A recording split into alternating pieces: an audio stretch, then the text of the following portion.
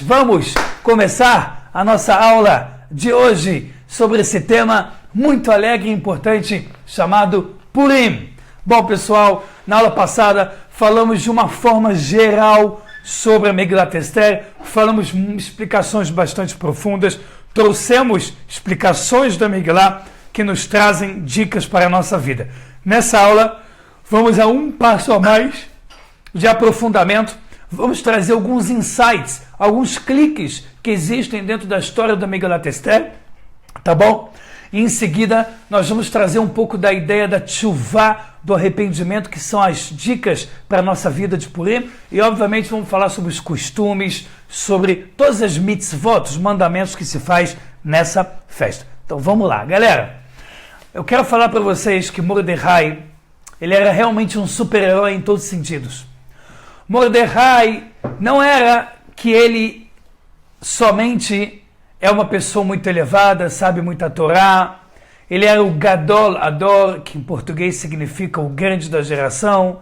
Ele fazia parte do Sanhedrin, ele tinha que saber as 71 línguas do mundo, as primárias, para poder entender cada povo quando acontece um problema, por exemplo, de assassinato, sem intérpretes, e uma pessoa com certeza grandiosa.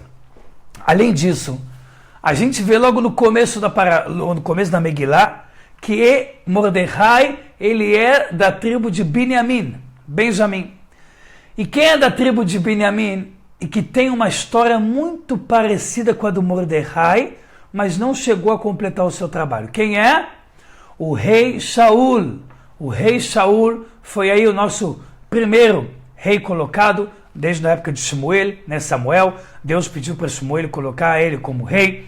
E o rei Shaul, ele fez um erro. Ele não matou o rei Agag, que era um amalequita, tá certo? De Amalek. Fora que acabou também sobrando, a Gemara diz, também outras pessoas vivas que acabaram dando origem a esse grande perverso que existiu naquela geração também, que é o Aman. O Aman, você vê que ele não é chamado de amalequita, como nós falamos antes, ele é chamado de Agagita. Ou seja, a Megilat Esther, ele é literalmente um lugar de enigmas. Ele é como se fosse hoje em dia um jogo famoso que está existindo, que é Escape Room, onde as pessoas entram num quarto e tentam procurar enigmas para sair dele e assim eles vencem. A Megilat Esther é totalmente oculta. Quando você vai abrindo as portas, de acordo com o nível de sabedoria que você pode suportar, você vai recebendo Hidushim, que em português são interpretações valiosas, entendimentos aprofundados. Pessoal, por que Aman é chamado de Agagita? Porque ele é diretamente do rei Agag. Ele é amalequita, assim como o rei. O rei Agag, ele não foi morto por quem? Pelo rei Shaul. E agora nós estamos vivendo uma reprise da situação. Da linhagem do rei Shaul, na nossa geração, Mordecai. Da mesma tribo, da mesma linhagem do rei Shaul. Do outro lado, Aman, que é até chamado aqui de Agagita, para deixar claro que ele é o resquício que sobrou do rei de Agag. Nós sabemos que o rei Agag, na prática, depois ele foi morto. Porque o rei Shaul não o matou. O Midrash fala que naquela época sabiam mais ainda fazer magia negra. O rei Agag fingiu que era um dos animais do rebanho. Mas até os animais o rei Shaul tinha que ter matado. Enfim, no final das contas, ele é morto, mas o resquício, a essência de Amalek continua no mundo. Ela não é destruída por completo. E agora ela se encaixa. Então, a história do Mordecai e Aman, ela é muito mais do que a história da rainha Esther, sua bravura e o arrependimento do povo. Ela é literalmente a luta e a guerra entre o bem e o mal. Pessoal, quando a gente fala que ela é a guerra entre o bem e o mal, nós estamos falando, em outras palavras, que naquela geração poderia ter sido resolvido a redenção final com a vinda de Mashiach. E se der tempo, a gente vai falar um pouquinho disso também. Galera, Mordecai, a gente via que ele não se curvava para Aman de jeito nenhum, como nós já falamos. Só que agora eu quero um nível mais fundo, porque ele não se prostrava de jeito nenhum. A Alahá, a lei judaica, diz, diferente do que muitos acham erroneamente, a Alahá, a lei judaica, diz que um judeu pode se curvar para um rei. Não por idolatria, mas por reverência. no judô, no karatê, no jiu-jitsu, nas lutas aleatórias. Pode também ser feito curvaturas um para o outro, porque isso não é considerado idolatria. Isso é uma reverência básica. Agora, muitas academias, quando a pessoa acaba a luta, eu, por exemplo, fiz 2 anos de karatê, no final você tinha que ficar de joelho e reverenciar o quadro daquela pessoa que já tinha morrido. E aí isso não pode, porque aquele é uma imagem de alguém que já morreu, já não entra mais tanto em reverência básica como se fosse um oi. Não é um oi asiático eu me curvar, já é uma imagem, eu estou de joelho, tem coisas já que não são legais, então não é para nós que somos judeus e também os Bnei Noach, não é para agir dessa forma, não é para fazer isso de jeito nenhum. Agora, reverenciar, dar um oi assim, ou um rei, e eu vou dar uma reverenciada, isso é permitido pela lei judaica, tanto para rei quanto para ministros importantes. Um dos principais motivos que a Torá permite é por risco de vida. A Torá não quer que você, naquele momento, mesmo sendo permitido e não sendo idolatria, deixe de se curvar para morrer e deixar de fazer o seu objetivo na vida com as mitzvot e tudo de bom. Por outro lado, se o caso é idolatria mesmo, como na Inquisição fazia, né, que a igreja botava judeus e bruxos, entre aspas, né, botava na fogueira pegando fogo e botava uma cruz. Se a pessoa esticava a mão e botava a mão na cruz, ele era salvo. E se ele ficasse quieto ali na fogueira, ele ia terminar morrendo. Aí a idolatria, que se você bota a mão na cruz, significava para a Inquisição que você estava aceitando idolatria. E aí, obviamente, que a pessoa milhões de vezes morrer, é melhor morrer do que continuar vivo, porque continuar vivo é praticamente continuar sem a alma dele. Tá certo? Então, são casos diferentes. Por que então Mordecai não reverenciava? Risco de vida. Por que ele não reverenciava logo? O motivo é que a guerra entre Mordecai e Aman é muito mais antiga, como nós trouxemos aqui, que é a guerra entre o rei Shaul e o rei Agag Amalequita do Tanar, no livro de Shmuel e Samuel. Número 2, Mordecai, a Gemara também diz que ele não reverenciava nem por risco de vida, porque Aman sempre andava com um cordão da qual ele tinha um amuleto que era o Deus dele. Hasve Shalom, Deus me livre. Ou seja, era a idolatria dele, era o Deus dele, com D minúsculo. E Mordecai, ele falava, se eu reverenciar Aman, significa que eu estou aceitando reverenciar esse Deus aí dele, esse amuleto que ele idolatra. E a gente sabe que isso é proibido pela Torá. Tá certo, pessoal? O problema, agora entrando na questão do amuleto, é que tem gente que aí também confunde, né? Como a gente já falou aqui umas 5 vezes nas nossas aulas, confunde fotos de sábios e olhar para um sábio e falar, gostaria de ser igual a ele, com idolatria, e não é. Tem gente que confunde com a estrela de Davi, e é coisa do Satã, é coisa do não sei o quê, do Illuminati, tudo besteira, existe também base judaica. Outros falam que um Rai, que é um Het e um Yud, representando vida, é amuleto, não pode idolatria, e as pessoas confundem e não sabem as leis judaicas, e aí acabam falando coisa errada. Então tem idolatria e também tem coisa que não é nenhuma idolatria no nosso judaísmo, tá bom, pessoal? Só idolatria o que Deus fala que é idolatria. Não vale botar regra, não vale inventar. Só o que Deus falou, o que Deus não falou não é idolatria. Pessoal, além disso, também tinha outra coisa. Pessoal, eu falei para vocês na aula passada que quando, com 60 anos de idade, Esav e Yaakov foram receber a brahá do pai Yitzhak, nem sei se eu falei isso na verdade, a gente sabe que Yaakov, ele foi na frente e pegou a brahá como primogênito, pegou a bênção como primogênito, Jacó, porque ele tinha comprado a primogenitura de Esav. Esav vendeu e jurou como a luz do dia que seria dele. Tá certo? O que significa naquela época jurar como a luz do dia? Significa assim como o dia é claro, assim também está claro para mim que eu estou passando para você tal elemento, no caso a primogenitura. E aí Yaakov, quando ele pegou a brahá de Yitzhak, Esav, quando chegou em seguida e falou, pai, eu sou Esav, o seu primogênito, e aí Yitzhak falou, seu filho, o meu outro filho, seu irmão me enganou. Está escrito nessa hora que Esav, ele chora, ele dá um grito amargurado, desesperado, e faz um choro incrível, absurdo, grandioso. Praticamente todo mundo escutou. E Esav, quem ele é? Ele é o pai de Amalek. Esav, ele é a essência, ele é o início de Amalek. Amalek é o auge, tá certo? É o auge do mal. Mas quem é ele? Quem é o pai de Amalek? Quem começou Amalek? Quem deu origem? Esav. Então, a Gemara e o Midrash falam que quando Esav gritou e falou, desgraçado meu irmão que roubou de mim a primogenitura.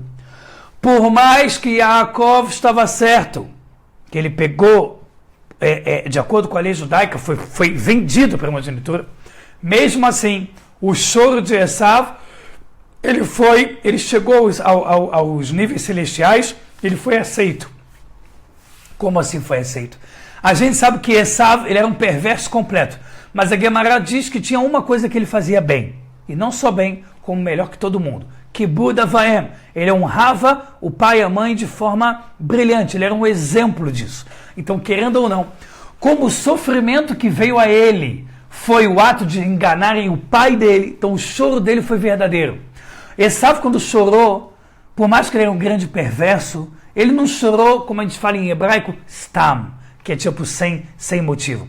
Ele chorou também de coração, porque ele queria a bênção do pai.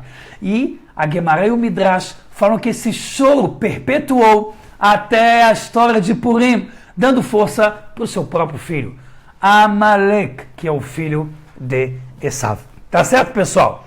Outra coisa muito interessante para falar é sobre o sorteio de Aman. Aman, está escrito que ele ficou sorteando.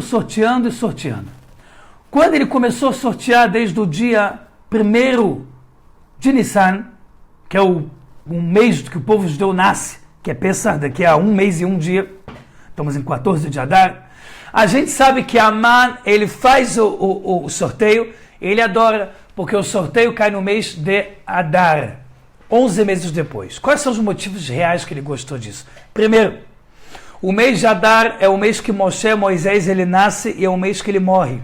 Ele nasceu 7 de Adar, morreu 7 de Adar, viveu 120 anos completo. Aman entendeu isso como, que bom, Moshe morreu, é como se a sorte do povo judeu tivesse morrido. Baruch Hashem aí, pessoal, 220 pessoas ao vivo, Baruch Hashem. E aí, Aman, pessoal, a sorte do povo judeu morreu. Uma coisa a mais que eu quero falar hoje, tá? Uma coisa nova para vocês, é que Aman também gostou, porque no mês de Adar cai o signo de peixes. Tá certo? Cai o signo de peixes. E ele ficou muito feliz. Por que ele ficou muito feliz? Porque ele pensou o seguinte: o peixe é praticamente o único animal que ele come, o outro animal, ele come a sua própria espécie. Mas não é igual o crocodilo que de vez em quando ele come o ovo e a mãe tem que esconder, que isso de vez em quando acontece. Ou com outros animais que também podem acontecer. Tá? Estamos falando aqui que esse é o comum. O peixe, quando ele está com um barrigão com milhões de ovos, ele vai perto da catarata, de algum lugar onde tem batida de água, principalmente corrente de água quente, e ele elimina aqueles ovos. Quando aqueles ovos viram peixe, 1 ano depois, a mãe, quando encontra o filhote, ela não reconhece. Então ela pode comer todos os filhos, comer 20 filhos por dia, para ela é normal. O signo de peixes, ele representa sorte, ele representa um ar bom. Por isso que no mês de Adar é o mês que ele tem muita bênção ao povo judeu, é o mês que é melhor para abrir negócio. Se tiver, Deus me livre, um problema na justiça, é bom deixar para o mês de Adar para resolver, se é possível escolher, e por aí vai, porque no mês de Adar o povo judeu tem muita braha, tem muito sucesso. Não só o povo judeu, como também os Bnei Noach. Como eu sei disso? Pela história do Harbona, que foi o príncipe Goi, que ele foi lá e defendeu Mordecai, e falou contra Aman. Devido a isso, Aman foi enforcado, e a gente lembra Harbona, como a gente falou no final da aula passada, como Zahru Latov, ele é lembrado para o bem, a gente comemora aí, tá certo? Então existe comemoração de todas as pessoas boas que estavam também em volta dessa história, querendo o bem do povo judeu, querendo a vontade de Hashem sendo feita. Pessoal, quando Aman viu cair o signo de peixe, ele falou, bom, o peixe ele é um animal que ele come a própria espécie. Como eu, Aman, represento Amalek, que Amalek representa Esav. Mordecai representa o rei Shaul representa o Yaakov, que é o primeiro, o último patriarca e o pai das 12 tribos. Então, o que acontece aqui? Tem uma regra clara na Torá, assim que nasce Yaakov e Esav, dá um pulo lá na Parashá da semana, está escrito o seguinte: quando Yaakov está em cima, Esav está embaixo. Meleum. Sempre um vai estar em cima e o outro vai estar embaixo.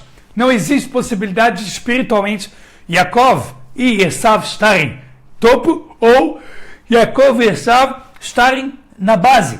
Tá certo? Um está em cima, o outro vai estar embaixo. Então ele falou, bom, Aman pensou, já que nós amalequitas e a maldade da Pérsia, a maldade do Império também da Média, estamos com sucesso total, estamos colocando idolatria no mundo, estamos humilhando os utensílios do Beit HaMikdash, fazendo as pessoas fazerem orgia e idolatria em volta disso.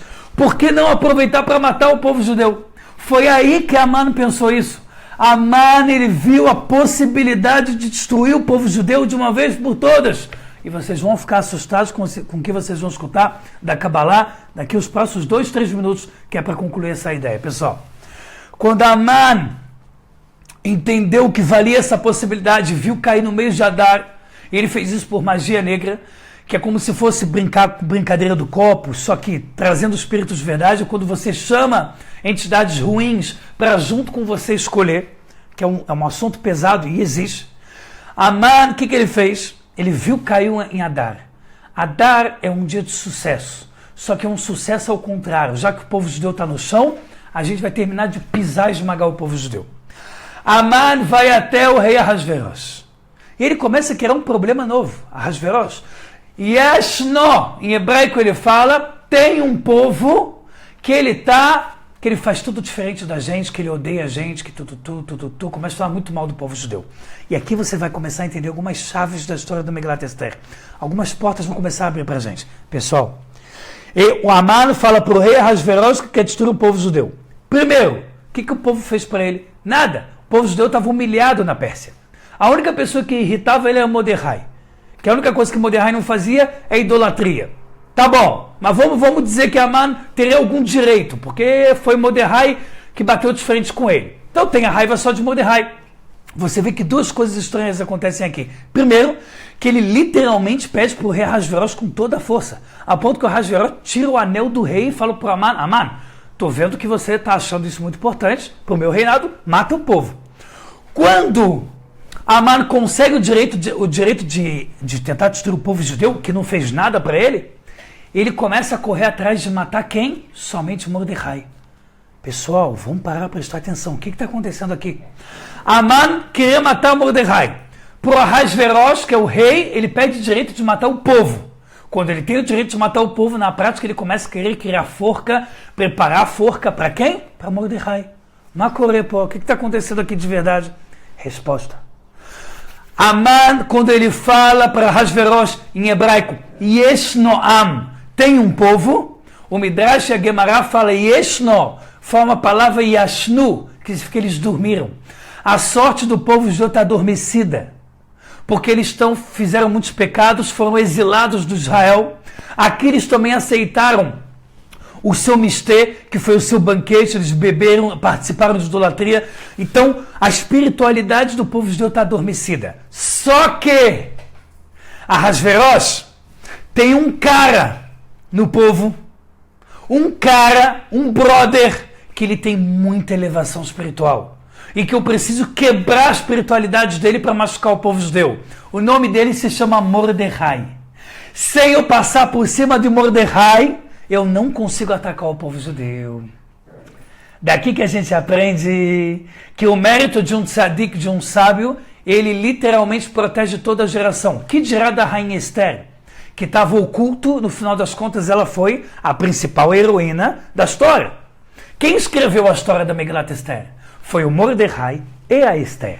E o nome ficou de quem? Megilat Esther. Esther.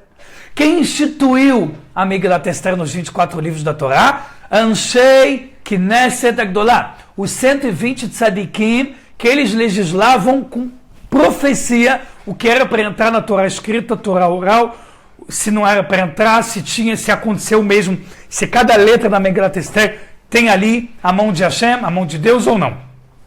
Tudo é estritamente verificado. Pessoal, quando a gente olha tudo isso, aí eu vou falar para vocês uma outra coisa. O Arizal escreve Shara Kavanot, no livro chamado Portão do Foco, do Intuito, tem outra palavra melhor, não estou esquecendo, e ele escreve o seguinte, ele fala que Amã, ele tinha 10 filhos, e esses 10 filhos de Amã têm um número interessante, porque 10 é o número de expressões de Hashem nesse mundo, que são as 10 Sefirot, as 10 expressões de Hashem. Hormah, Binah, Vada'at, Hesed, Gvurah, Tiferet, Yesod, por aí vai.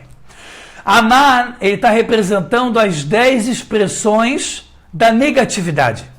A Kabbalah fala que Aman, ele tinha todo o exército espiritual preparado para destruir o povo de Deus, que é o povo judeu.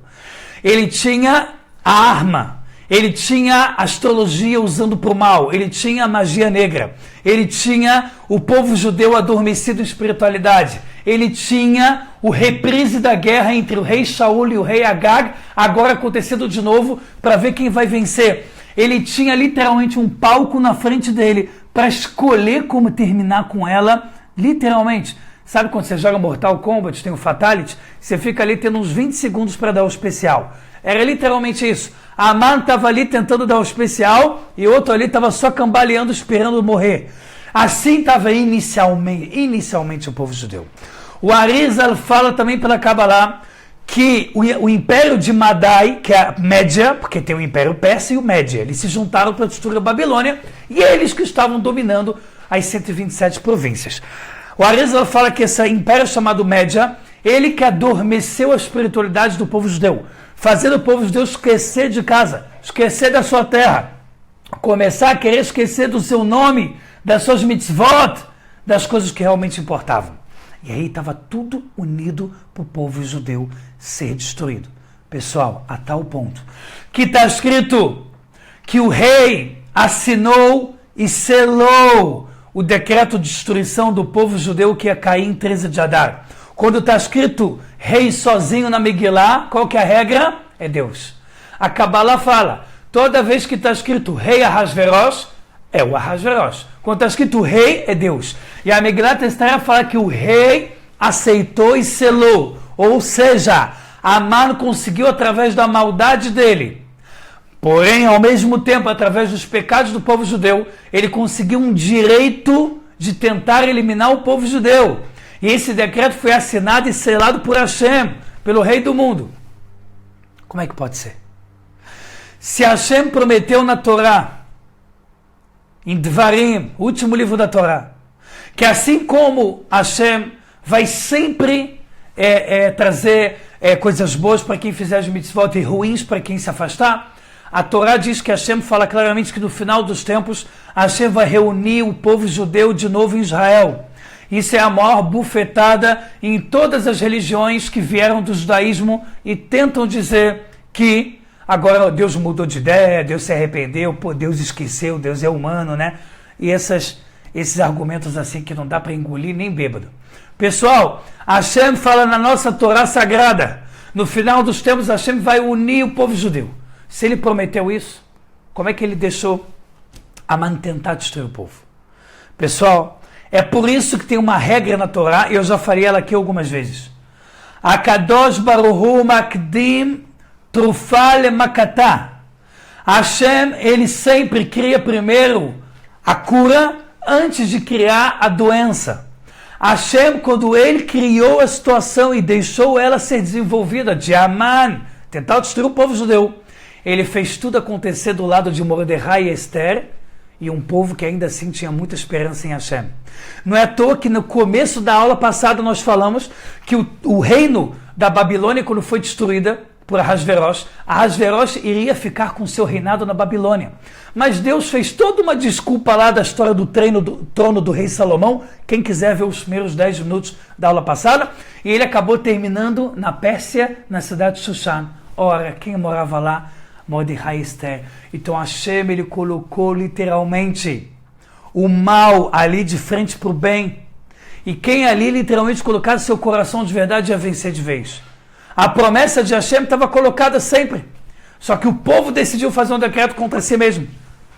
O povo judeu, Baruch Hashem, fez chuvá. O povo judeu fez chuvá de coração por amor. Como a gente sabe disso? A Kabbalah fala que o nome da festa que a gente fica mais temeroso se a gente vai ser perdoado ou não, se chama Yom Kippur. Em português significa o dia da expiação. Purim e Yom Kippurim. Quando você vê e fala Yom Kippurim sonoramente, não é na linguística exata, não é no radical exato da gramática não, Porém, sonoramente, quando você fala Yom Kippurim, se entende o seguinte: Yom Kippurim. Yom Kippur é um dia que parece com Purim. É um dia que está tentando galgar ainda o nível espiritual de Purim. Não é à toa que os Mekubalim, os grandes cabalistas durante as gerações, falaram: Yom Kippurim, nós pedimos perdão, a gente está com medo, a gente está com temor, a gente está com vergonha, a gente súplica, jejua, não come, não bebe, não sai da sinagoga, a gente está temeroso. Purim, a gente consegue fazer isso no nível mais alto, que é por amor, por alegria. A gente sabe também que em Shavuot a gente passa a noite estudando Torá, porque no dia 6 de Sivan, que foi num Shabat, recebimento da Torá, a gente sabe que o povo estava adormecido. E para a gente consertar isso, a gente toda noite de Shavuot a gente fica acordado. Ou seja, a gente estava com medo da Torá, a gente estava com medo dos 613 mandamentos, a gente estava com medo das consequências de ser um povo escolhido. Estava todo mundo com medo. E Deus até disse: povo judeu, eu já ofereci a Torá para todos os povos. Se vocês, povo judeu, não aceitarem a Torá, aqui vai ser o cemitério de vocês. Ou seja, o povo não teve escolha, mas em Purim ele teve. Em Purim, o povo judeu poderia se assimilar por completo e viver como um persa, ou poderia carregar sobre si o orgulho de ser judeu. E foi isso que o povo judeu escolheu. Ou seja, o que a gente aprende daqui, pessoal? A dica para a vida principal da Megilat Esther, tem muitas, que eu vou tentar falar nessa próxima meia hora. Mas vamos tentar falar aqui as primeiras. A mais forte de todas. Mesmo que um decreto amargo tenha sido decretado por Hashem contra você, Deus me livre, e tenha sido selado por ele, e terceira parte já esteja descendo para o mundo físico, que a Kabbalah diz que já é quase impossível de cancelar, que é quando o decreto já desceu para o mundo, ainda assim, se você tiver emuná, que é fé judaica construída, e se você tiver bitahon, que é confiança em Hashem, nenhum mal vai acontecer. Não é à toa que o Tehillim fala: mesmo que a garganta, a espada esteja apontada e colada na sua garganta, não desista da piedade de Hashem, porque ele vai te salvar. Ou seja, regra: se qualquer vez na tua vida, na minha vida, que a espada estiver grudada na garganta já para furar, se a gente desistir, então o decreto vai terminar mal. Se a gente não desistir e colar em Hashem, vai dizer: nem essa espada vai tocar em mim porque Hashem é grande, aquela espada vai quebrar, vai pegar fogo, o cara vai ficar maluco e ele mesmo vai se esfaquear, não sei o que vai acontecer, só sei que nenhum mal vai acontecer. É por isso que o rei David fala: Abotei Rabashem, Recedesuviveno, todo aquele que confia em Hashem vai ter coisa boa, mal ou bom, sendo ele um tzadik, sendo ele um perverso. Se ele confiar em Hashem de coração, vai terminar bem. Pessoal, a gente viu também que a rainha Esther, depois de 3 dias que o povo jejuou, e quando ela sabia que já estava 30 dias sem falar com o rei Ahasverosh, a chance dela morrer era imensa, porque não podia, naquela época, ir falar com o rei sem o rei chamar. Naquele momento, pessoal, Baruch Hashem, 260 pessoas ao vivo, naquele momento a rainha entra e o rei Ahasverosh faz uma cara de que vai matar ela. Na hora, ela faz o Tehillim 22, que fala: Eli, Eli, lama sabachthani, Hashem, Hashem, por que você vai me abandonar? E aí, nessa hora, Haniná, Hashem se compadece de Rainha Esther e o rei Ahasverosh fica tranquilão. Por isso que, inclusive, é bom na festa de Purim fazer o Tehillim 22, algumas vezes, inclusive de noite. Lembrando que hoje é 14 de Adar, no Brasil já está começando agora a festa de Purim. Em todo lugar do mundo já é Purim, menos em Jerusalém, Xuxá, na capital da Pérsia, e algumas cidades que são fechadas pela muralha desde a época de Josué, que substituiu Moshe Rabbeinu como profeta. Ou seja, eu aqui em Jerusalém ainda não estou em Purim, você no Brasil, Israel, outro lugar de Jerusalém, fora de Jerusalém, já está em Purim. E nós estamos aqui aquecendo nossos motores para que a gente literalmente tenha todas as nossas mitzvot hoje sendo aceitas com muito amor por Hashem. Pessoal, a gente vê também como Hashem, ele faz levantar o humilde até o nível mais honrado do mundo, e como Hashem rebaixa um perverso de cima a baixo em um instante. Quanto tempo durou a fase de mais fama de Aman? durou 24 horas. Para quem lembra, a gente falou que entre a primeira refeição que a rainha Esther convidou o rei para fazer junto com Amã, até o segundo dia onde teve a refeição e foi mandado matar Amã, no meio dos 2 dias teve a madrugada que o rei Ahasverosh estava sem conseguir dormir e pediu para trazerem, talvez, quem eu não ajudei. Não é porque ele é tzadik, mas porque estava com medo de morrer. Quem fez algum bem para mim eu não ajudei. Quanto tempo durou a maior fama da vida de Amã? 24 horas. Em 24 horas, Amã achou que era o melhor amigo da rainha, era o maior brother do rei, achou que ia literalmente tomar o lugar do rei. Da noite para o dia, ele é colocado numa forca de, em média, 25 metros, que é um prédio de 8, 10 andares, e humilhado na frente de toda a Pérsia. Isso vem mostrar para a gente que não importa o quanto os testes da nossa vida pareçam pesados, o quanto os testes que estão na nossa frente pareçam impossíveis de ser vencidos. Doença, briga de família, problema qualquer familiar, né? Roubo, herança, trabalho, não importa. Todos esses problemas, de um minuto para o outro, de um instante para o outro, eles desaparecem. Só depende de quem? Da gente. Só depende dos nossos atos. É por isso que a Megilat Esther está toda oculta. Porque quem abre as portas desse ocultamento para revelar e receber todas as coisas boas do mundo sou eu, é você, somos nós. De acordo com o nosso pensamento, fala e ação.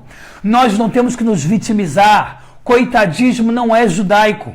Vitimismo não é judaico. O sentimento judaico é erguer a cabeça e ir para frente, é rezar para Hashem, é se alegrar, é tirar um sorriso mesmo quando está difícil. E Hashem vai dizer, cola cavalo para você.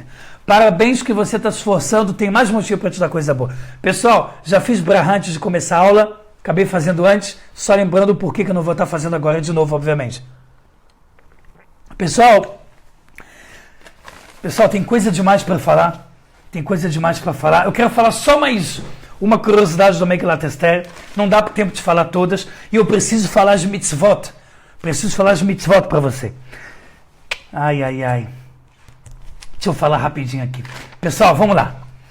Amã, ele era um astrólogo. E ele sabia mexer com coisas pesadas. Zeres, que era a esposa, ela era macumbeira. Então, realmente, elas trabalharam tudo para fazer o povo judeu ser destruído. Como a gente falou, Deus queria sempre a cura antes da doença, e o povo judeu recebeu a Torá com amor.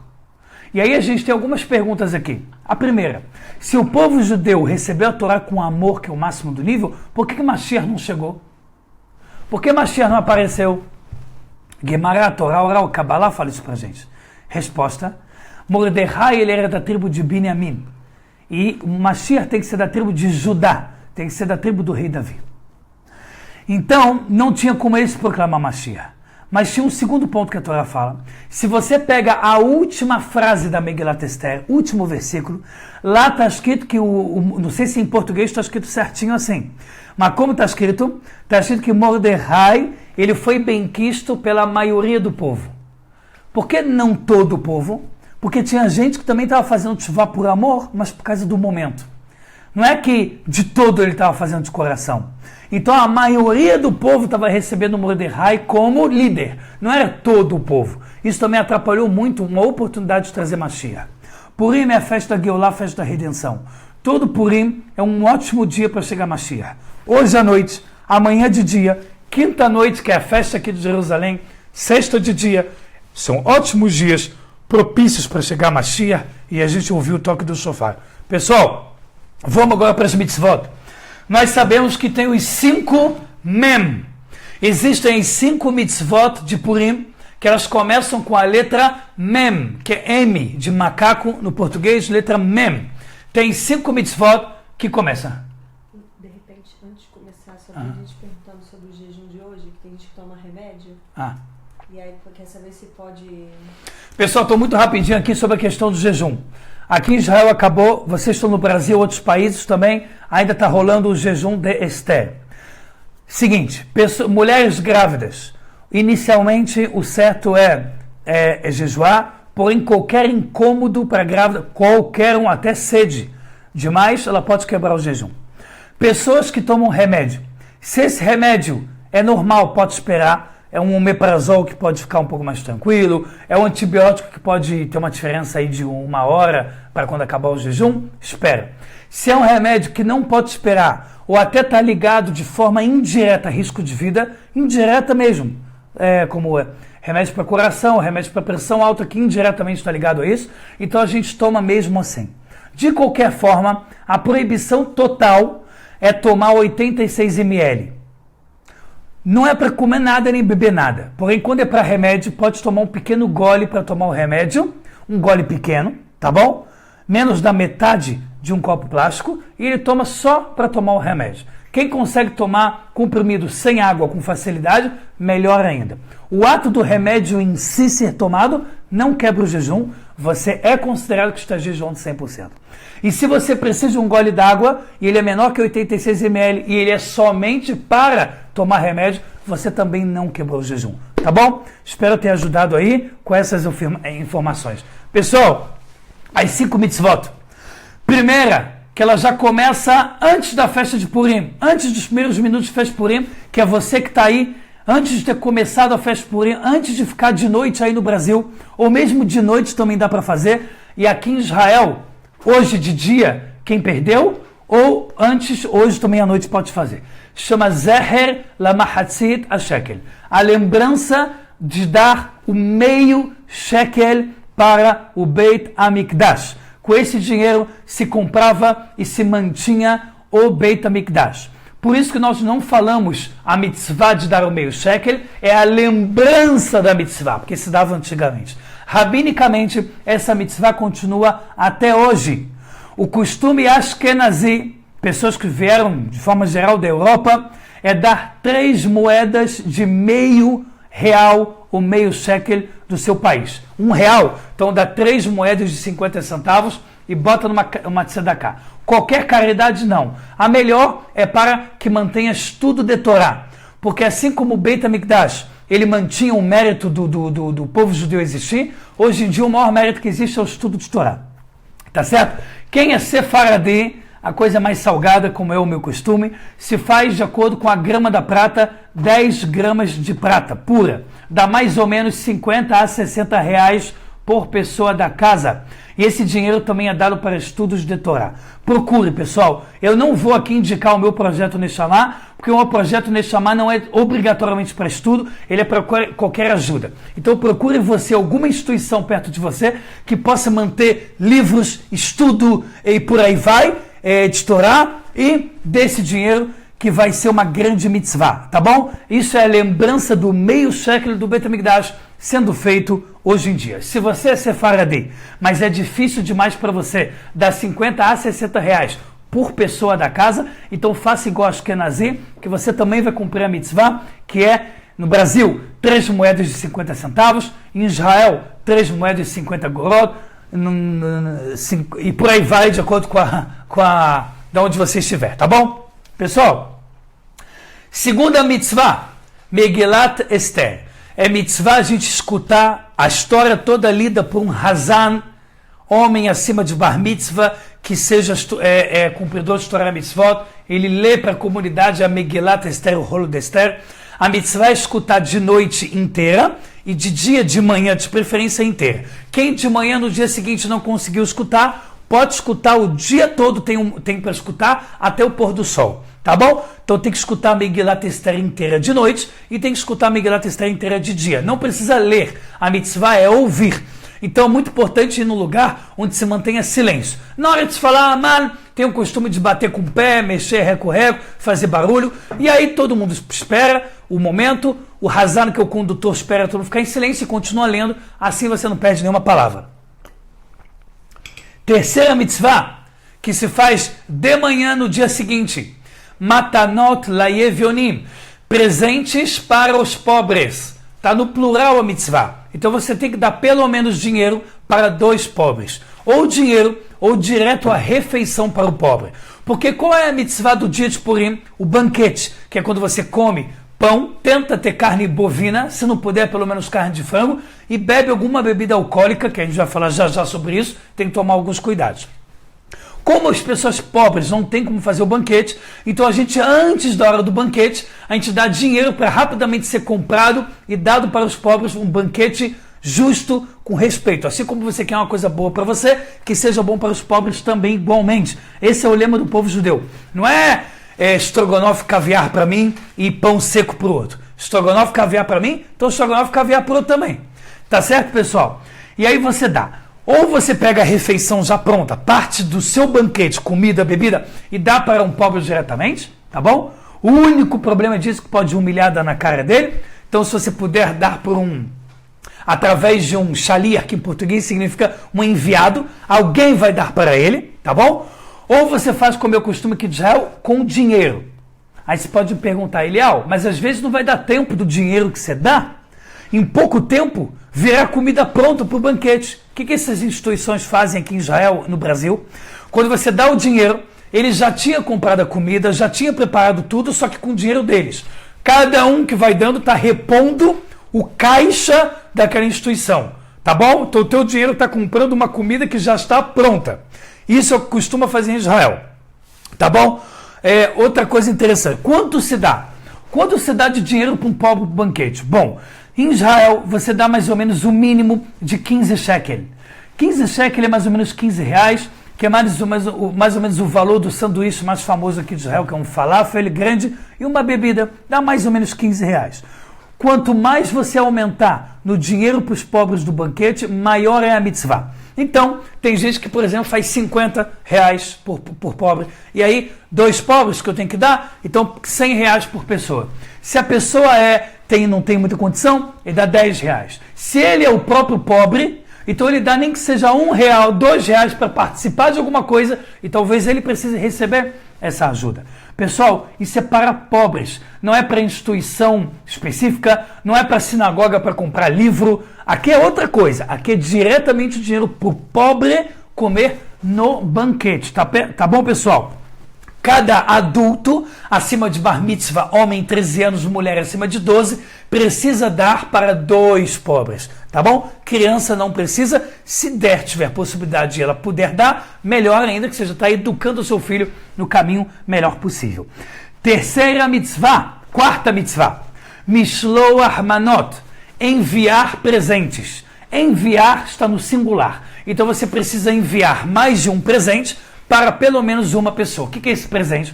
É um lanche, é o que vai participar também do banquete da pessoa. Então, normalmente você pega 2 brahot, 2 alimentos, pode ser também uma bebida e um alimento, da qual cada um tem uma bênção diferente. Vamos dar um exemplo bem simplesão? Você pega um biscoito da Balduco, que tem na lista verde de kasher do Brasil, ele é mezonot, ele tem massa, mezonot. Dá um Balduco, você bota uma lata de coca, que é sheakol. Então você tem uma bebida com a braha sheakol, um balduco com mezonot. Você também pode pegar 2 comidas. Você pode pegar um biscoito Oreo, vamos supor que você acha um kasher, aqui em Israel tem kasher, Oreo, mezonot, e você compra um monte de bala, que é sheakol. Pronto, você tem 2 brahot, você tem 2 bênçãos diferentes, 2 tipos de alimento diferentes, podendo também ser um alimento e uma bebida. Quem puder botar um pouco mais, melhor. E você dá para algum amigo. Como Purim é a festa da redenção e a gente está querendo aumentar em amor ao próximo, dê para alguém que você não tenha tanto contato, dê para alguém que você talvez esteve mal com ele, dê para alguém da família que ficou meio chato a última refeição que teve lá na festa na sua casa, tá bom? Então é meio 880. Mishloach manot acaba sendo dado para as pessoas que a gente mais ama, as mais próximas, e para as menos próximas. O mínimo é 1. Se você puder dar 5, 10, 15, contanto que você faça até coisas simples, quase não gaste nada, melhor ainda. Dica e lei judaica. É mais importante investir no dinheiro do Matanot Leveonim, que é o dinheiro para o banquete dos pobres, do que ficar investindo no dinheiro dos presentes chamado Mishloach manot. Infelizmente, pessoal, com dor no coração eu digo que às vezes, eu digo às vezes porque o nosso povo é sagrado, então quando a gente vê alguma coisa errada de vez em quando, às vezes eu vejo uma atitude triste, que é as pessoas pegando quase que um navio ali japonês, aqueles navios tipo de sushi, lota de coisa importada, bota ali um negócio que custa 500 reais e dá para o amigo dele, e para os pobres ele dá 2 moedas de 5 reais. Acabou, já saí de obrigação. Isso não é correto, isso não é o caminho do povo judeu. Aumenta o dinheiro para o pobre e diminua o dinheiro para o de presente. O presente, quando você der para alguém uma comidinha, um chocolate, é muito mais a ação, o abraço que você der, do que o que tem dentro. E se a pessoa só se importa com o que tem dentro, então ele não está no clima certo de Purim, ele não está no caminho certo da Torá. Tá certo, pessoal? Agora, só tem um caso que o Mishloach Hamanot, que são esses presentinhos, normalmente te embrulham em alguma coisa que tem que ter 2 bênçãos, que a gente falou, pode ser uma comida e uma bebida, só tem um caso que a gente tem que realmente investir, que é quando a Torá fala que é tudo de acordo com, e tudo é relativo. Se você quer dar um Mishloach Hamanot para o rei daquele país que você vive, para manter paz entre o povo judeu e aquele rei, então você não pode dar uma maçã e uma lata de coca, jogar assim numa sacola do Carrefour e falar, toma aí. aí você está arranjando problema, era melhor não ter dado nada. Nesse caso, todo mundo junto da cidade faz aquele Mishloach Hamanot, porque ali tem questão de risco de vida. Cuidado só com a câmera aberta, vira toda a câmera do webcam. Webcam. Essa daqui, ó, não, webcam. Ou seja, deixa eu olhar junto com você. Eu estou totalmente virado. Peraí, não, agora espera um pouco, que teve um delay, então daqui a pouco eu vou ver. Pessoal, então é muito mais importante investir na questão dos pobres. Tá bom. Pessoal, última mitzvah, que é a quinta de Purim, Mishteh. Mishteh é o banquete. Mishteh está ligado à palavra shtiá, que é bebida. Porque existe uma mitzvah grande da bebida. Está em Purim, mas o nome da mitzvah é Mishteh, incluindo comida. O que você tem que fazer? No dia seguinte, o que é dia seguinte? Você que está no Brasil, Inglaterra e Irlanda, você está fazendo hoje à noite 14 de Adar e amanhã, quinta-feira de dia. Então amanhã, durante o dia, você começa o Mishteh. O melhor momento para começar o Mishteh é antes do meio-dia. Só que não é o meio-dia do teu relógio, é o meio-dia de acordo com o calendário lunar. Às vezes é 12:04, às vezes é 11:30 da manhã. Olhe no calendário judaico do seu país, da sua cidade, quando é a metade do dia e comece um pouco antes, inclusive, o seu banquete. O que é importante ter num banquete, se você puder?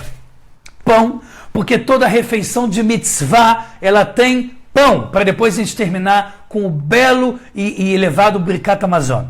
Número 2, que tem a carne bovina, porque ela representa reinado, espiritualidade, alegria, comemoração, que é tudo que a gente está comemorando e merece comemorar com alegria a destruição dos nossos inimigos, que a gente está vivo hoje em dia.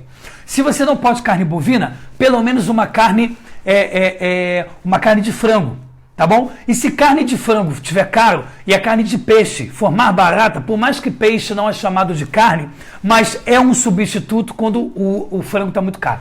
Se bem que, de forma geral, hoje em dia o frango é até mais barato que o peixe. Mas tem lugares que eu escuto, norte do Brasil, até sul demais do Brasil, lugares que o peixe é muito barato. Então, se for o caso, coloca também. Pessoal, qual é o principal desse banquete? A bebida. Que aí, dentro do banquete, você tem uma sexta mitzvah, a parte que é se embebedar. Vamos falar dela com muita cautela, tá bom? Para a gente não achar que aqui é só se afundar na manguaça e ser feliz. Vamos falar com calma aqui. Judaicamente, não é certo a gente se embebedar nenhum dia do ano, com exceção de Purim. Ou seja, Shabbat, você pode tomar um pouco, ficar um pouquinho alegre. Momentos de comemoração, momentos importantes familiares, você pode ficar Deixa eu pegar o microfone aqui, pessoal. Esse é o meu... tá aqui. Ai, caramba. Então, pessoal, por exemplo, você ficar um pouquinho alegre durante o ano é permitido. Em Purim, está escrito na Gemara, Hayav inish lebusumei adeloyada ben mordechai tzadik le'aman rasha. Em português, é obrigado o homem a se perfumar de bebida, ou seja, se embebedar, até ele não saber mais a diferença entre Mordechai, o bom, e Aman, o mal. O ideal é chegar no nível de bebida que ele vai começar a achar que Aman é o cara legal e Mordechai é o mal, vocês não estão entendendo mais nada. Esse, inicialmente, é o nível perfeito para se chegar. Bom, você está escutando isso, pode ser que você esteja meio que você está de brincadeira, que loucura é essa? Não parece coisa, como o brasileiro fala, não parece coisa de Deus, esse negócio aí. Pessoal, primeiro, criança, é óbvio que não é para beber, não tem mitzvah nenhuma de beber. Quem já é idoso ou é jovem, porém odeia bebida, como ele pode sair de obrigação? ele pode beber um pouco a mais do que o normal. Se o normal dele é não beber nada, então se ele tomar meio copo de um vinho docinho, gugu dadá, que é um negocinho que ele consegue botar para descer, ele fez a mitzvah. Ah, mas eu não gosto tanto, e talvez seja para mim errado beber. Não, se é um pouquinho só, mitzvah, é bom beber. Qual que é a outra forma de sair de obrigação para quem não gosta de beber? Que é meio triste, né, por um lado, mas enfim, quem não gosta de beber é esse lado, que é o seguinte, tem gente que faz o seguinte, no meio da refeição do banquete, ele tenta cochilar. Tem gente que não consegue fazer isso, tem gente que cochila na fila do banco, mas tem gente que não consegue cochilar do nada. O que se faz? É a pessoa no meio do banquete, ele dorme 20 minutos, porque quando a pessoa dorme, ele fica num nível que ele não sabe a diferença entre Mordecai o bom e Amã o mal. Então é um nível de cumprimento desta mitzvah, tá certo? E qual que é o ideal da mitzvah? Porém, eu vou falar as cautelas, é ele realmente beber de verdade, tá? Beber de verdade. A única mitzvah que só está obrigada o homem e não a mulher em todo o Purim é a bebedeira. Porque a Torá preza muito mais aqui o recato da mulher. A Torá sabe que o mundo não mudou de 3.000 anos para trás nesse sentido. Que quando você vê um homem bêbado caindo pela rua, o máximo que você fica é com pena. Mas infelizmente o mundo perverso que nós temos em todos os países do globo terrestre, quando você tem uma mulher embebedando, caindo pelos lados na rua, infelizmente grande parte dos homens tem aquele pequeno sentimento de como eu posso tirar uma casquinha e como eu posso me aproveitar que aquela menina está bêbada e talvez aceite tudo. Ou seja, devido a isso, rabinicamente, não está incluso as mulheres na mitzvah da bebedeira. Rabino, que machismo, Rabino, que coisa louca, Rabino, estou muito triste. Não é para ficar triste, é para ficar feliz, se importar quanto a Hashem e os tzadikim decretando se importam com as mulheres. É proibido a mulher beber em Purim? Não é proibido, mas ela tem que tomar 1000 cuidados a mais do que o homem. Pela simples realidade que o mundo é, pessoal. A realidade é essa, não é o Eliel que escolheu essa realidade. Então o que é 1000 cuidados? Não sair de casa, vai beber, não sai de casa. Homem também. Pode acabar pegando ônibus, fazendo besteira, daqui a pouco está sequestrado aí, está no lugar, não vale a pena. Homem e mulher, o ideal é, esteja no seu lugar, no seu recanto, no seu porto seguro. Eu o que faço aqui em Israel? Eu vou na festa da minha yeshivá. Lá na nossa yeshivá, a gente fica só dentro da yeshivá, porta fechada, todo mundo num clima maravilhoso. Então mesmo que a pessoa esteja ali meio tonta, ele está ali. Depois cada um pede ali um táxi, ninguém fica brincando de fazer besteira na rua, vai para casa, bota a cabecinha no travesseiro e relaxa. Acabou. Ou seja, cautela, cautela, cautela e cautela. Se a pessoa for beber e já sabe que ele vai começar a fazer um monte de besteira, a ele está proibido beber em Purim. Estou falando para vocês de verdade. Número 2, se a pessoa beber e sabe que os instintos animais dele afloram, do nada ele fala, caramba, onde é que tem um baile funk aqui mais perto? Não pode beber. Tem que ser realista. Para beber é para fazer a mitzvah. Se é para perder a espiritualidade do dia, fazer besteira, você está proibido a beber em Purim. Então, pessoal, espero que eu esteja sendo muito claro com as coisas. Existe sim uma mitzvah de se embebedar em Purim. Porém, precisa de 1 milhão de cautelas. Porque se a gente está falando que pela Kabbalah, Purim consegue ser mais elevado do que Yom Kippur, se você brincar com esse momento e deixar isso cair num carnavalzinho, então, meu amigo, perdeu. Perdeu e ainda fez uma proibição grave e vai ser cobrado por isso. Tá certo? Tá claro isso, pessoal? Eu quero que seja muito claro o que eu estou falando, por favor. Porque isso é sério demais. 7ª mitzvah que está ligado à festa de Purim, que é a gente destruiu o nome de Amalek. Quando a gente fala coisas de Torá, junto com a bebida, junto com a festa, falar o mal que é Amã, o mal que é Esav, o mal que é Amalek. O que é o mal de Amalek? É a maldade, a arrogância, o orgulho, a mentira, a traição, a falsidade, a crueldade, o egoísmo, a preguiça. O mal está ligado ao Amã. Então a gente tem uma mitzvah diária, durante todos os dias do ano, de lembrar de destruir a essência de Amalek, uma mitzvah da Torá. Então existe uma 7ª mitzvah de Purim, que não está decretada, que você tem que ficar fazendo toda hora, porém a grande mitzvah é falar contra Aman. Não numa de estou com ódio no coração, não é isso. Mas é num clima de como eu quero que o mal deixe de existir. Como eu quero que o reinado de Hashem seja único. Oitava mitzvah, que aqui é um decreto rabínico. Toda pessoa pobre que te pedir dinheiro em Purim, toda pessoa que pedir para você dinheiro em Purim, tem que dar. O que eu Eliel, procuro fazer em Purim? Pega uma nota de 20 reais, por exemplo, troca em algumas moedas, por exemplo, de 50 centavos, e anda com ela no bolso. Alguém te pediu, eu tenho uma moeda para dar. Ninguém me pediu muito, então começa a procurar caixinha para colocar. Porque está escrito uma frase em Purim linda. Kola poshet yad notnim lo. Todo aquele que te estende a mão, você dá a ele. E agora eu vou falar para vocês, eu fico arrepiado. A maior bomba você vai ouvir nesses últimos 2 minutos de aula. A maior bomba é agora. A Kabbalah diz, não é que está escrito na lei judaica que todo aquele que estende a mão tem que se dar a ele? Então saiba que todo ser humano, judeu principalmente, também Bnei Noah, todo aquele que ama Hashem, todo aquele que estender a mão para Deus, para Hashem, e fazer os seus pedidos de coração, Hashem também vai dar a você. É como se ele tivesse que dar a você. Porque se você estende a mão, você é um pobre espiritual que precisa de ajuda e Hashem vai te dar. Então, pessoal, assim como a gente quer receber as coisas na nossa vida, saúde, família feliz, então também vamos ajudar os outros. Tá bom, pessoal? Isso também não tem nada a ver com o meu projeto pessoal, nada. Estamos falando aqui de mitzvot que você vai procurar fazer aí na tua cidade, no teu bairro onde você mora, com as pessoas à sua volta. Pessoal, vamos aproveitar esse Purim. O Rabbi Nachman diz que quem se alegra em Purim, a ponto de naturalmente começar a dançar e bater palma, significa que já está decretado sobre ele que em Pessah, daqui a um mês, ele vai atingir o máximo de redenção espiritual do nosso Egito dentro de nós. Aí não tem nenhum hametz, que significa o inflado, a arrogância dentro da gente. Para quem sabe o que é Pessah espiritualmente, está entendendo o que eu estou falando. Purim, vamos dançar muito, vamos pular, vamos jogar vergonha para fora.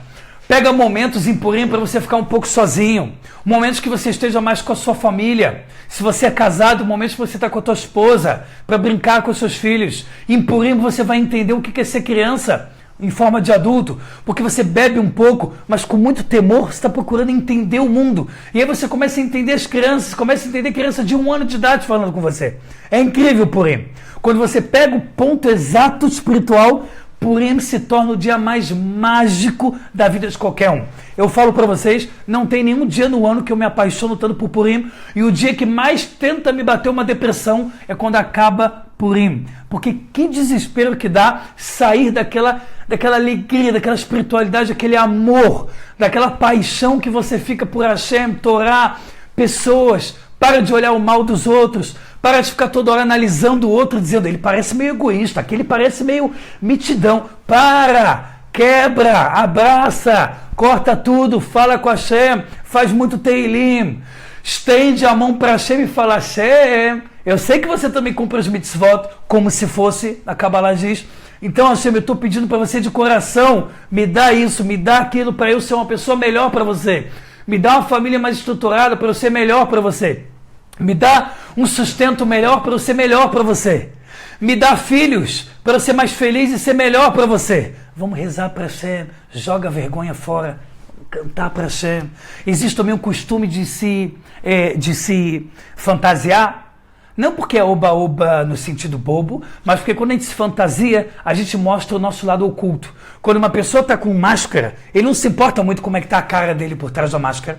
Se ele está com cara de bobão ou tentando tirar uma carninha do dente. Ele está normal, ninguém está vendo ele. E como a Megilat Esther toda, como a gente viu a história dela, são portões ocultos que você abre e é liberado. Então a pessoa, quando ela está fantasiada, ela também bota o lado interno. Quando a pessoa bebe com temor a Deus, a bebida entra e o segredo sai. Pessoal, vamos colocar com todas as nossas forças mitzvot de Purim. Galera, quero aproveitar antes de terminar, falar que hoje é o último dia na nossa teoria aqui, porque talvez sobre vagas, mas hoje é o último dia, 28 de fevereiro, da inscrição para o curso fechado, com grupos a partir de 12 de março. aulas semanais, toda segunda-feira, por volta de 1 hora de aula, 10 perguntas ao vivo em média sendo respondidas, uma média de 1 livro digital sendo dados a vocês por e-mail a cada 3 meses, o maior programa de teleconferência do mundo chamado Webex, que vai ser utilizado. Lá a gente pode fazer enquetes, votar, levantar o dedo para fazer perguntas, é incrível. Lá eu vejo o rosto de todos vocês, todo mundo tem um microfone que pode ser aberto de vez em quando, se vocês fazerem perguntas. A gente vai aprofundar demais. Se vocês gostam dessas aulas do canal que nós damos aqui, como essa aula de hoje, você com certeza vai gostar muito mais do curso fechado, onde a gente vai se aprofundar com todas as forças em estudar a Torá e enaltecer a Hashem. Os primeiros 2 meses, ou até um pouquinho mais, vão ter foco especial para Bnei Noach. Vamos falar sobre tudo que você pode imaginar. Não perca essa oportunidade, é um preço simbólico da mensalidade. Quem já confirmou e ainda não mandou ficha de inscrição, mande a ficha de inscrição ou procure saber como preencher ela. Quem já mandou a ficha de inscrição e já fez tudo, agora é só lembrar do pagamento da mensalidade todo mês até o dia 10 de cada mês, a começar por março, e mandar o comprovante. Galera, vamos que vamos com tudo. Também gostaria de agradecer as pessoas que me ajudam no trabalho, nesse dinheiro que me ajuda para o meu projeto de aulas Torá. Gostaria de agradecer a todos vocês, que esses dinheiros ajudam muito, ajudam nos anúncios, ajudam literalmente a manter as redes sociais, a manter o canal, a fazer chegar em mais judeus. Literalmente, a ajuda que você dá ao meu trabalho, ela faz chegar em muitos judeus a aulas Torá e em muitos Bnei Noach. Pessoal, por um lado, eu fico um pouco sem graça, e desde o começo, quando eu fui falar sobre a questão do dinheiro, eu sei que não é bonito, não é sempre a coisa mais bonita e fácil de falar de dinheiro numa aula ao vivo. Porém, por outro lado, quando a gente sabe o motivo bonito que é, e quando a gente dá o nosso coração por Hashem, então vale a pena falar. Até porque esse dinheiro vai estar sendo usado somente para mitzvot e coisas boas. Então, muito obrigado a todos vocês que ajudam ao projeto de aulas Torá com o meu trabalho. Pessoal, quero terminar com uma brahá falando para vocês Purim Sameach, que Hashem encha todos nós de alegria, que Hashem escute todas as nossas rezas, que Hashem exerça toda a força do mundo de Mordecai e Esther em todo o globo terrestre e destrua o Império Persa, também de hoje em dia, que é o Irã, que quer destruir Israel, quer destruir o povo judeu, que Hashem destrua nossos inimigos, que Hashem levante nossos amigos, que Hashem rebaixe os perversos, levante os sadiquim e os humildes, que Hashem traga Mashiach, que Hashem faça de ouvir o toque do shofar, que Hashem dê pra gente somente alegrias, somente decretos doces, que Hashem dê pra gente somente saúde espiritual, mental, física, que Hashem dê pra gente todas as bênçãos da Torá, que Hashem dê para as mulheres grávidas o desenvolvimento perfeito do bebê, um parto na hora certa, que a mãe fique antes, durante e depois do parto bem, o bebê igualmente, que Hashem dê pra gente somente motivos para comemorar a vida longa até os 120 anos, que a gente tenha o mérito de ver Mashiach com nossos próprios olhos, que a gente possa ver Jerusalém sendo reconstruída, que a gente possa ver Eliyahu Hanavi, o profeta, avisando e conclamando a vinda de Mashiach por uma vida eterna. O que você está esperando para começar a fazer mitzvot? O que você está esperando para estudar a Torá e fazer o seu melhor? Porque depois de chegar a Mashiach, todo mundo vai dizer, mas ninguém avisou, então estamos avisando. Vai Torá na nossa veia. Pessoal, Purim Sameach,